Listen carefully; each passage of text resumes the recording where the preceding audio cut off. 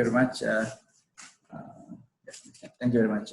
What I'll do, I'll just try to make a few notes along the way, kind of a sort of tier to kind of just to put things again back into kind of to see what we can go from here.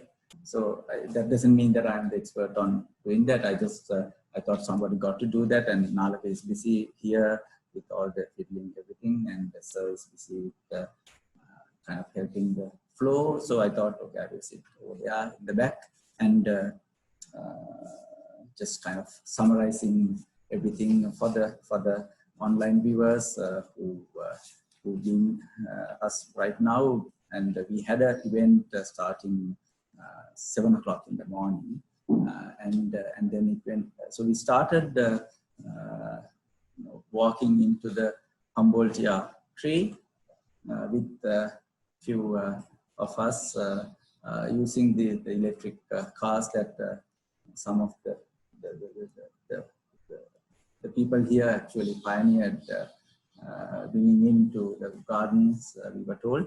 And so we went there, and the idea was to spend about 45 minutes to 1 hour to kind of to give that kind of feel of exploration, and also to show the diversity. And we had about 20 species of like 2 species of butterflies, about 15 species of birds, and about many, since it's an arboretum and a botanic garden, many species of trees, both from Sri Lanka, from the region, and from other places. And and the weather stays well, and then after it started to rain, so it was great.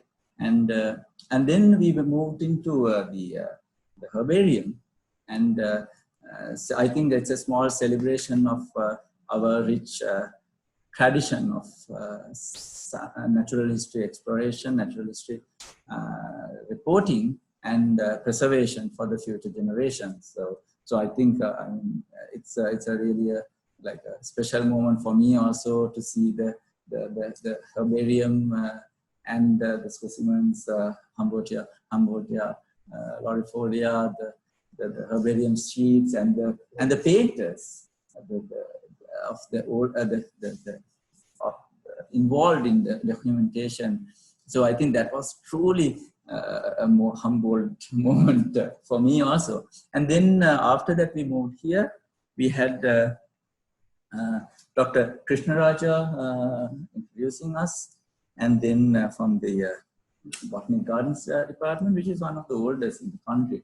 And as somebody mentioned, I think Professor Cyril mentioned, so the Q of the East. So it itself shows the rich history of Sri Lankan natural history and science of studying of it, desire to study about it. And then His Excellency, the ambassador to the Embassy of the Federal Republic of Germany, Mr. Holger Siebert, gave us some interesting points actually to kind of putting Humboldt in the light of a communicator, science communicator, in an era where science communication is limited to like a few specialized, privileged aristocrats. I think Humboldt broke that barrier and went into having a much grander audience. And then Professor Gunatilaka, sorry, Dr. Sandun Pereira basically showed the legacy of the explorer von Humboldt in the light of natural history, biogeography, and ecology and evolution. So, which is quite interesting, and I think that opens up a new window for us all to read a little bit more about the man and his what he's done, and also to search for, like, Darwin being reread in the light of modern evolutionary and synthesis, because during the Darwin's period, the DNA was not known, the heredity wasn't known. So basically, in the modern synthesis. Ernst Mayr, Dobzhansky, and Fisher, what they've done, they went back into the knowledge of molecular, especially the DNA-related knowledge and the statistics, and to understand Darwin in a whole different new light. And that actually kind of resurrects Darwin in a very different context, where all modern evolutionary biologists really give credit to him, and in our parts, I think, to Wallace. I think Humboldt crying for it. I think we should read with the modern eye, with the knowledge that we have after 300 years of scientific exploration. What he said, as you said, Dr. Sandun said, what he said about climate change, humans' footprint on environment, those would be very, very different. I mean, he might knew what it is, but the world might not pick then. But now we have the tools to understand it in a much more kind of a realistic manner. So I think so. Thanks, Dr. Sandun, for that. Professor Gunatilaka shows the value of long-term data sets. I mean, whenever Professor Gunatilaka or Professor Gunatilaka, Savitri, or anyone Gunatilaka speaks, they kind of quote the value of long-term data sets. But they showed that like a study of a single plant or using long-term data sets, how a kind of a knowledge on a single plant would kind of be understood, and then how that could use into the understand the broader scheme of things. So thank you for doing that. And then Professor Cyril Vijayasundara showed the potential, and also the Professor Gunatilakas and Nalaka, and I must mention Mr. Tilal Nanakala. So when they were discussing it, I don't know whether they knew it was the 250th birth anniversary of von Humboldt, the day that we inaugurated the society last year, September 13th, ATBC Asia Pacific Conference. So that was the first meeting of the society, and the value and the spirit that we wanted to instigate through Sri Lanka Ecological Association is exactly this: scientific exploration, to put natural history in its right place, to communicate and to help the decision makers, the greater public,